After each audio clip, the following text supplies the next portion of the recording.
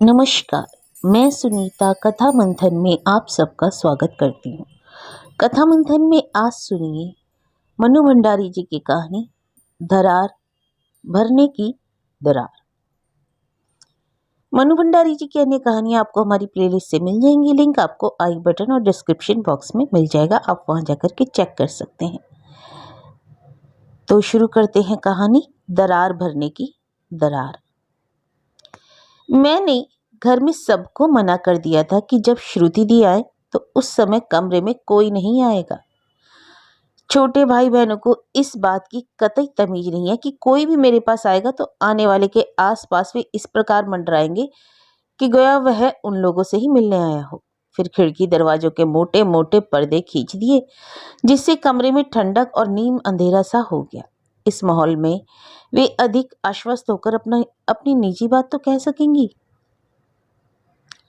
दोपहर में जब से उनका फोन आया है, मैं एक अजीब सी मानसिक उलझन में हूँ। अक्सर हंसती खिलखिलाती रहने वाली श्रुति दी के भर्राए और रोंदे से स्वर ने मुझे बहुत परेशान कर दिया। साथ ही उनकी इस बात से, नंदी यहाँ तेरे सिवाय मेरा है ही कौन जिसे मैं अपनी बात कह सकूं, जिसके पास अपने को शेयर कर सकूं। मैंने और मेरे मन में एक गर्व भरी तृप्ति की भावना भी तैर गई। वे उम्र में मुझसे बड़ी हैं, करीब 7-8 साल, और एक नामी चित्रकार हैं। उनके चित्रों की कई प्रदर्शनियां भी हो चुकी हैं। अखबारों में उनका रिव्यू आ चुके हैं। कलाकारों के बीच उनका सम्मान है। उनके मिलने जुलने वालों की भी कोई कमी नहीं, बल्कि वे उन सब से कभी कभी बहुत परेशान तक हो उठती हैं। इन सब के बावजूद मैं, केवल मैं ही उन्हें ऐसी लगी कि वे अपना निहायत निजी दुख मेरे साथ शेयर करें, मुझे विश्वास में लेकर आगे होकर अपनी बात बताने आए। एकाएक मैं अपने को बहुत बड़ा बड़ा और जिम्मेदार सा महसूस करने लगी। कौन सा दुख पड़ा है श्रुति दी पर? आर्थिक कष्ट? और अगर यही बात है तब तो कोई चिंता नहीं। मैंने जल्दी से अपनी पासबुक देखी। 4,000 से कुछ ज्यादा ही है। जरूरत पड़ने पर मैं पाई निकाल कर दे दूंगी। इससे भी काम न चला तो माँ से मांग लूंगी, और घर में अपने रॉब के बारे में तो मैं पूरी तरह आश्वस्त ही हूँ। पर नहीं, बात पैसे की नहीं। विभुदास स्वयं अच्छी पोस्ट पर हैं, वे खुद भी कमाती हैं। फिर पैसे के लिए इतने परेशान होने वाले जीवों में से तो वह नहीं है। इस स्तर पर निहायत फक्कड़ और मौजी, जहां स्टाफ में और सब साड़ी और जेवरों का रौब पटक पटक कर ढेर किए देती हैं, वहां वे बिना संकोच के कुछ भी पहन कर आ जाती हैं। हम तो गाजर मूली को ही फल समझकर खा लेते हैं। निहायत स्नाब लोगों के बीच भी ऐसी धारणाएं करते उन्हें कभी झिझक नहीं होती। तब तब कलकत्ता उन्हें बिल्कुल रास नहीं आया। 2 साल से ऊपर हो ही गए हैं, पर इस बात से वे अभी भी जब तक दुखी होती रहती हैं कि वे कहाँ आ फंसी। कितनी ही बार उन्होंने कहा, नंदी मन होता है कि बोरिया बिस्तर बांधकर वापस लौट जाओ। यह भी कोई शहर है टुच्चे लोगों का, सब स्वार्थी और तिकड़मी। और उनकी आंखों में एक गहरे अवसाद की छाया तैर जाती। तब मुझे हमेशा लगता है कि यह गम ना छोड़े हुए आदमी लोगों का है, ना यहाँ के टुच्चे लोगों का। जैसे उसकी जड़ें तो कहीं और ही हैं, पर कभी उन जड़ों तक पहुंचने का साहस नहीं हुआ। सारी मित्रता के बावजूद उम्र के अंतर की एक दीवार सी हमेशा ही मैंने महसूस की है। आज वे स्वयं उस दीवार को तोड़कर अपना अंतरंग मेरे सामने उड़ेले आ रही हैं। जैसे भी हो, मुझे अपने को इस लायक बनाना ही है कि मैं उनके दुख को समझ सकूं, बांट सकूं। समय से कोई 20 मिनट पहले ही वे अचानक कमरे का पर्दा उठाकर कमरे में दाखिल हो गई। पढ़ने में मन नहीं लगा तो किताब को यूं ही छाती पर टिकाकर मैंने आंखें मूंद ली थी। उनकी आवाज से ही मेरी आंख खुली। मैं हड़बड़ाकर उठी, मन ही मन अपने को कोसा। वे क्या सोचेंगी? उनके ऐसे संकट की बात जानने के बाद भी मैं मस्त पड़ी सी सो रही हूँ। जिसे कोई बात छूती ही नहीं, उसे कैसे कोई अपना दुख बताएगा? चेहरे पर अनायास ही उभर आए अपराध भाव को पीछे ठेलते हुए मैंने एकाएक बड़ों की तरह उनकी पीठ पर हाथ रखकर उन्हें दीवान पर बैठाया। पर फिर मुझे खुद अपना व्यवहार ओवर एक्टिंग की तरह बनावटी लगा। अतिरिक्त सहानुभूति में नकलीपन की बू आ जाती है। फिर अभी तो पूरी बात भी नहीं मालूम। मैंने जल्दी से अपना हाथ हटा लिया। श्रुति दी क्रीम रंग की साड़ी पहनकर आई थी। जिससे उनका चेहरा और भी पीला पीला लग रहा था। कमरे के अंधेरे में भी उनके चेहरे की उदासी को और भी घना कर दिया था। मैंने आज तक कभी उन्हें इतना उदास और बेजान नहीं देखा था। जैसे बहुत घुलने के कारण कपड़े का रंग बदरंग हो जाता है, वैसे ही शायद बहुत रोने के कारण उनकी आंखें बड़ी बुझी बुझी और फीकी फीकी लग रही थी। मैं एकटक उनके चेहरे की ओर देखने लगी। धीरे से पूछा, क्या बात हो गई श्रुति दी? वे जमीन पर नजर गड़ाए रही। लगा जैसे बात करने के लिए शब्द टटोल रही हैं। फिर एकाएक मेरी ओर देखकर बोली, समझ में नहीं आता क्या बताऊं। फोन करने के बाद बड़ी देर तक पछताती रही कि बेकार ही तुझे परेशान किया। यूं भी इस सब में तू कर ही क्या सकेगी? कोई भी क्या कर सकता है? इतना ही तो होगा कि कहकर मैं हल्की हो जाऊंगी, पर अपने को हल्का करने के लिए तुझ पर बोझ ला दूं, यह भी कोई बात हुई भला? और एक गहरी सर्द सी आह उनके मुंह से निकल गई। आंखें भी नम सी हो गई।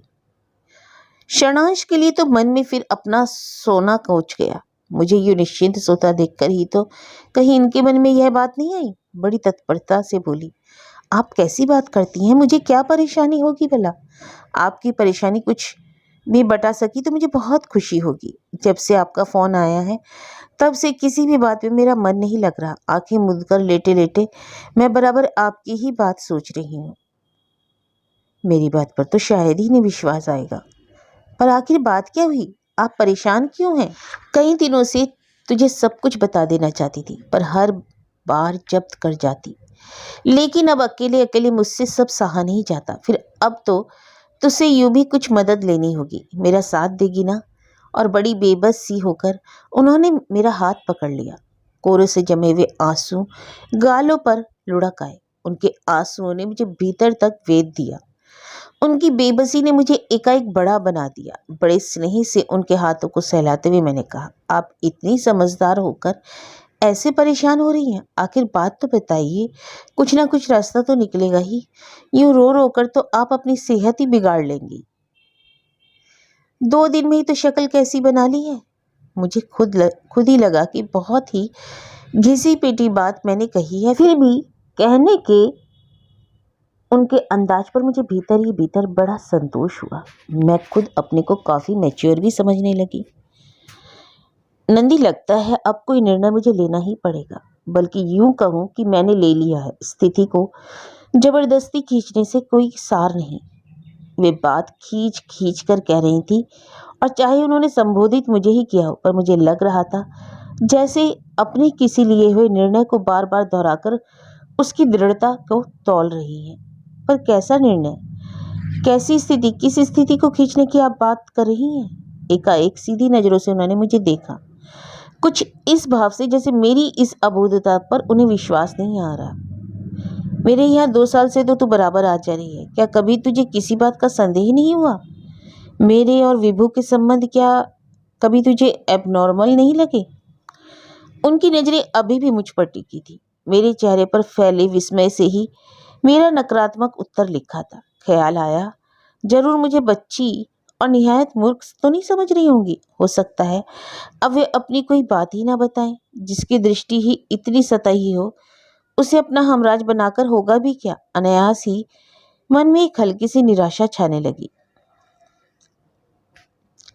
पर शायद वे इस तरह सोच ही नहीं रही थी। सोचती हूँ अब अपने लिए एक अलग घर की व्यवस्था कर ही लूं। 2 कमरे का एक ठीक ठाक सा मकान मिल जाए तो काम चल जाएगा। फिर बेहद मिन्नत भरे स्वर में बोली, तू ही मेरे लिए एक मकान ढूंढ देगी नंदी? पर क्यों? विभुदा से झगड़ा हो गया है? अरे ऐसे झगड़े तो होते ही रहते हैं। उन सब से कहीं घर तोड़ा जाता है? मैं बेहद उत्सुक हो उठी थी और सामने ऐसी उलझन लग रही थी जिसका कोई सिर पैर नजर नहीं आ रहा था। साथ ही यह भी ख्याल आ रहा था कि जिन बातों से घर तोड़ा जाता है, इन बातों का तो ज्ञान मुझे है ही कहाँ। झगड़ा। उनके स्वर में अजीब सी तिक्तता भर गई। झगड़ा क्या होगा नंदी, हमारा कभी मेल ही नहीं था। भीतर से कुछ ना होकर भी बाहर से बस निभाए जा रहे थे। पर अब लगने लगा है कि आखिर घर बनाए रखने की ही ऐसी कौन सी मजबूरी है। उनकी नम आंखें जमीन पर गड़ी हुई थी। मेरी आंखों के सामने विभुदा की आकृति ही तैर रही थी। बड़ी आत्मीयता से भरा एक खुलापन था उनके व्यवहार में। यूँ बहुत ही कम मिलते थे घर पर जब मिलते थे तो बहुत अपनेपन से। तो यह सब केवल बनावटी था? बड़ी तकलीफ हो रही थी मुझे विश्वास करने में। बहुत दिनों के संघर्ष और द्वंद के बाद आखिर मैंने अंतिम रूप में निर्णय ले ही लिया कि मैं अब अलग ही रहूंगी। और सच कहती हूँ नंदी, निर्णय लेने के बाद से ही जैसे मैं हल्की सी हो गई हूँ, एक तनाव से मुक्त हो गई हूँ। पर आंसू थे कि फिर भी लुढ़क आ रहे थे। मुझे उनकी किसी भी बात पर विश्वास नहीं हो रहा था। यह सब क्या कह रही हो श्रुति दी? इतना बड़ा कारण भी तो होना चाहिए। आप अलग रह सकेंगी और ये वह इसके लिए विभुदा राजी होंगे? नहीं होंगे तो हो जाएंगे, पर इस बार मैं मकान तय करके ही उनसे बात करूंगी। बस तू किसी तरह मकान ढूंढवा दे। मकान के लिए यहाँ जैसी भागदौड़ करनी होती है वह मुझसे नहीं होगी नंदी। अब तो मैं बहुत बहुत थक भी गई हूँ। और सचमुच ही वे निढाल सी होकर गोल तकिए के सहारे लेट गई और दोनों हाथ आंखों पर रख लिए। जाने कैसी ममता उमड़ाई उन पर। मैं उनके पास सरक कर बहुत धीरे धीरे उनके बाल सहलाने लगी। श्रुति दी कि जिंदगी के इतने बड़े निर्णय की गवाह मैं हूँ।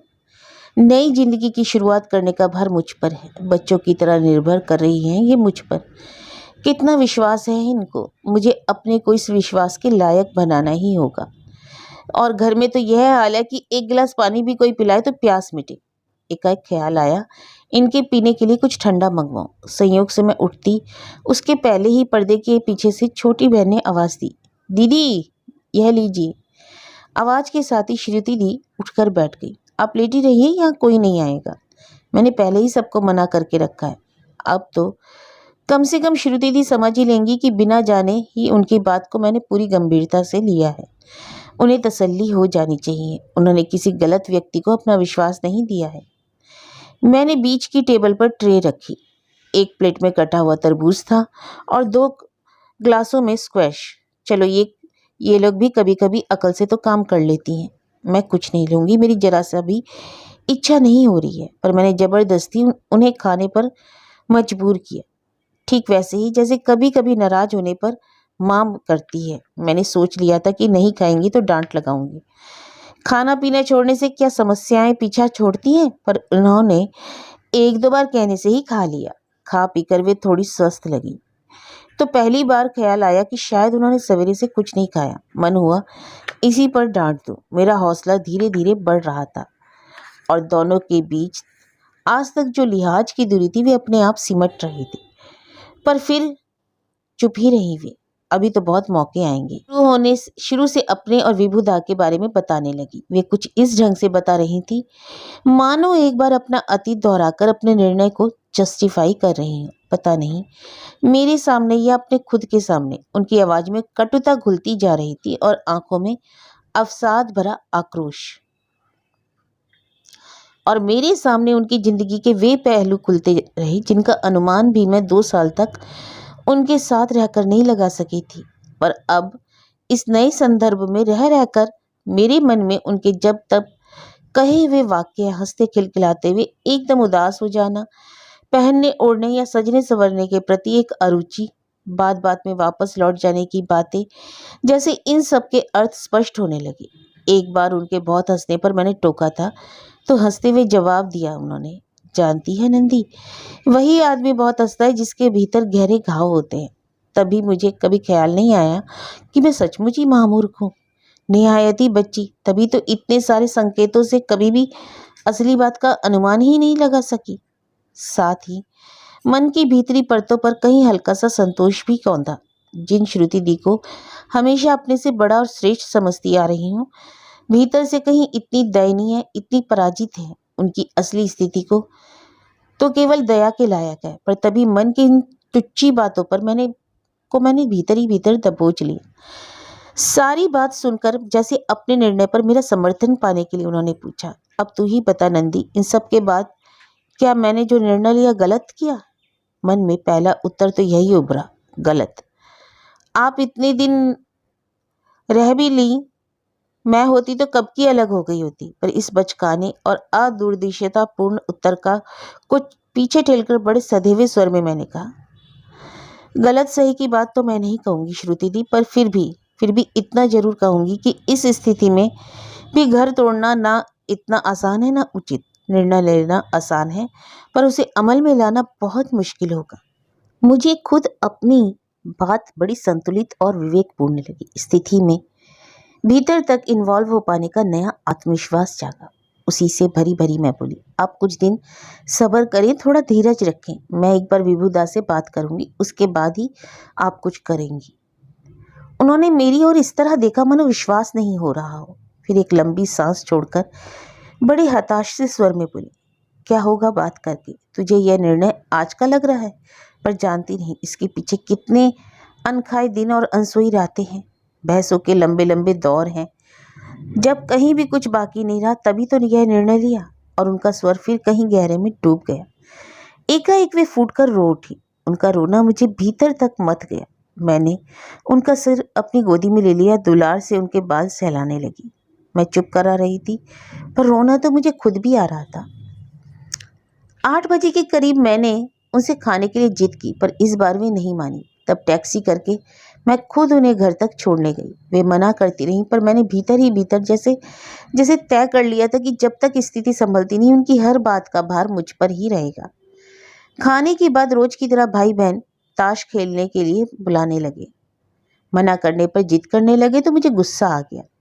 इन्हें क्या कभी समझ नहीं आएगी? दुनिया में कहीं कुछ हो जाए, इन्हें अपने खेल से मतलब है। पर फिर दया आई, बेचारे बच्चे ही तो हैं। ये बात की गंभीरता को कैसे समझ सकते हैं? रात में सोई तो लगा पता नहीं मुझे सब कुछ बताकर श्रुति दी हल्की हुई या नहीं, पर मैं सचमुच बहुत बोझिल हो उठी। कितनी बड़ी जिम्मेदारी है मुझ पर।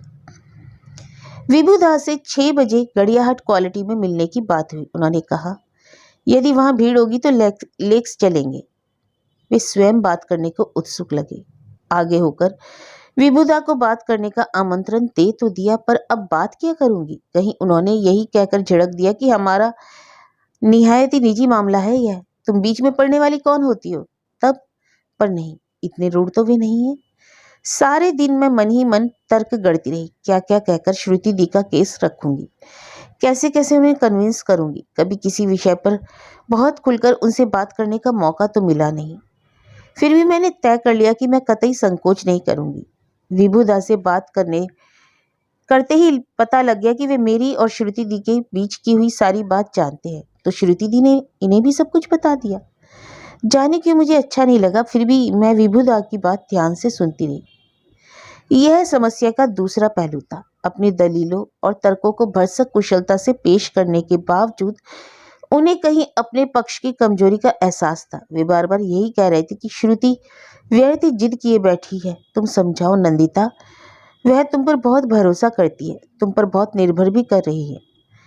विभुदा के स्वर में याचना का स्पर्श जैसे जैसे बढ़ता जा रहा था, अपनी नजरों में मेरा महत्व उतना ही बढ़ता चला जा रहा था। अब मेरे बोलने की बारी थी। एक से एक जोरदार तर्क और चुस्त वाक्य मेरे दिमाग में आए चले जा रहे थे। मैं कभी बहुत ज्यादा नहीं बोलती, पर आज स्वयं अपनी तर्क शक्ति पर हैरान थी। निश्चित रूप से विभुदा पर मेरी बातों का प्रभाव और मेरा रौब पड़ रहा था। 10 बज गए, पर हम किसी भी निष्कर्ष पर नहीं पहुंच पाए और अब घर पहुंचना बहुत जरूरी लग रहा था। विभुदा मुझे घर छोड़ने आए। दरवाजे पर खड़े खड़े भी करीब 20-25 मिनट तक और बातें होती रहीं। ऊपर पहुंची तो माँ ने आड़े हाथों लिया, अरे कहाँ थी तू अब तक? समय का भी कुछ ख्याल नहीं है, 11 बज रहे हैं। माँ पर गुस्सा आने लगा। वे समझती क्यों नहीं कितनी बड़ी जिम्मेदारी है मुझ पर? क्या समझेंगी? उसके लिए तो घर में क्या सब्जी बनेगी, इस बात का फैसला किसी को जिंदगी का सबसे महत्वपूर्ण फैसला एक सी ही अहमियत रखता है। मैं कपड़े बदलकर लेट गई तो माँ का खींच भरा स्वर सुनाई दिया, खाना खा लिया? नहीं खाया हो तो खा ले, मुझे भूख नहीं। यह रोज रोज तेरी भूख कहाँ चली जाती है? सचमुच सचमुच ही जैसे मेरी भूख ही मर गई। रात में नींद भी तो नहीं आती ठीक से। सारा समय आंखों के सामने श्रुति दी का सूखा मुरझाया चेहरा, सूजी सूजी फीकी निस्तेज सी आंखें घूमती रहती हैं। जिंदगी के सबसे मधुर अध्याय ने कैसी कटुता भर दी है उनके जीवन में। जीवन का सारा रस ही जैसे निचुड़ गया। माँ आजकल दिन रात मेरी शादी को लेकर परेशान रहती है। ना जाने कहाँ कहाँ बात चला रखी है, कहीं ऐसा ही मेरे साथ भी हो जाए। मन में जाने कैसा कैसा भय समाने लगा। नहीं, मुझे अभी अपनी बात नहीं, केवल श्रुति दी की ही बात सोचनी है, यह कहकर ही मैंने व्यर्थ के भय को हृदय से निकाल दिया। दूसरे दिन नहाकर निकली तो कमरे में श्रुति दी मेरा इंतजार कर रही थी। लगा जैसे रात इन्होंने मुझसे मिलने की प्रतीक्षा में ही काटी। मैंने फिर सारे पर्दे खींचे और उनके पास आ बैठी।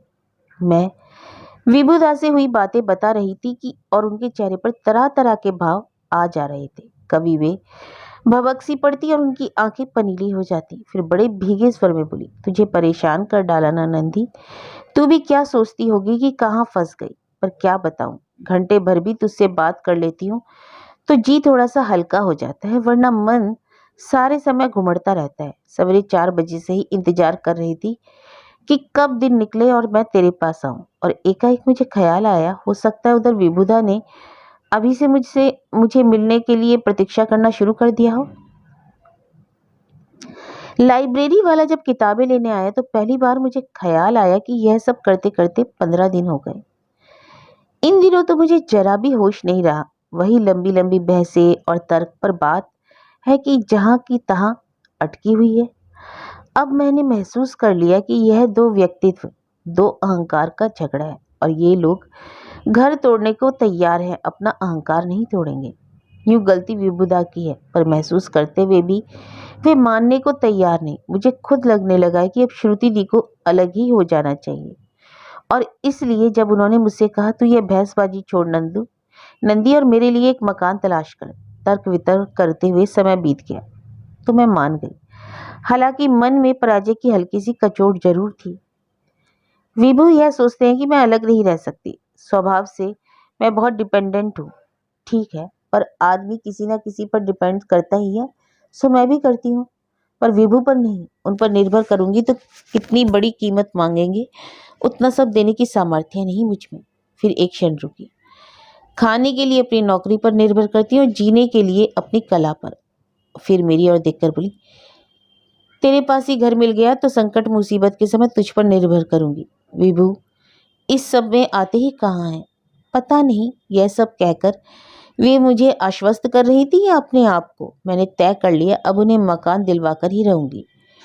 विभुदास श्रुति दी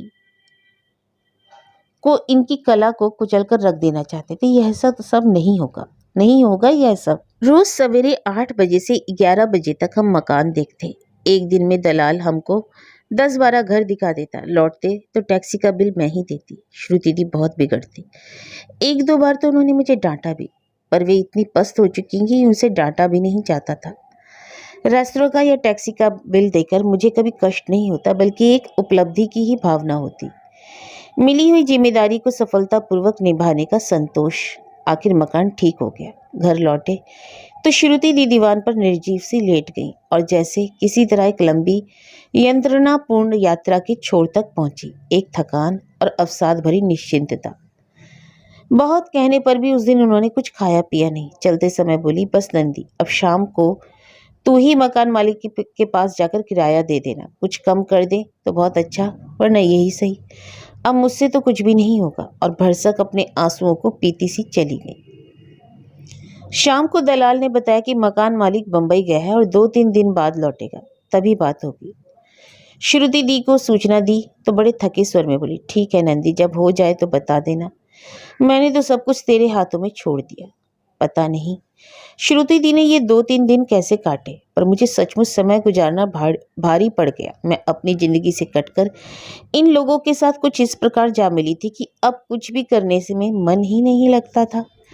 कितना अच्छा होता यदि इस घर को बचा पाती, तब केवल श्रुति दी ही नहीं, विभुदा भी कृतज्ञ होते मेरे प्रति। मैंने लिलुआ वाले दादा को राजी कर ही लिया कि वे एक दिन आकर श्रुति दी का सामान शिफ्ट करवा देंगे। सामान ही कितना होगा, रसोई का जरूरी सामान मैं एक ही दिन में लेक मार्केट से खरीद दूंगी, बाकी फिर धीरे धीरे जमा जाएगा। चाहती तो यही हूँ कि सब कुछ जमा कर ही उन्हें यहाँ लाऊं, उन्हें कुछ भी ना करना पड़े, किसी तरह की कोई परेशानी ना उठानी पड़े। तीसरे दिन सवेरे में चाय पीकर उठी ही थी कि श्रुति दी आ गई। अरे आप, मुझे श्रुति दी बहुत दुबली दिखाई दी। उनके हाथ में एक पैकेट था। विभु भी आए हैं। उनके कहने के साथ भी विभुदा अंदर घुसे। उनके हाथ में जलजोंग का डब्बा था। मेरी ओर बढ़ाते हुए बोले, बड़ी मुश्किल से तुम्हारी श्रुति दी का दिमाग ठीक हुआ है, लो इस खुशी में मिठाई खाओ। मैं अवाक सी कभी श्रुति दी का मुंह देखती, कभी उनका। एक तुम बेवकूफ, एक यह बेवकूफ, और उन्होंने डिब्बा खोलकर मेरी ओर बढ़ा दिया। मैंने श्रुति दी की ओर देखा। बहुत फीकी सी मुस्कुराहट उनके चेहरे पर थी।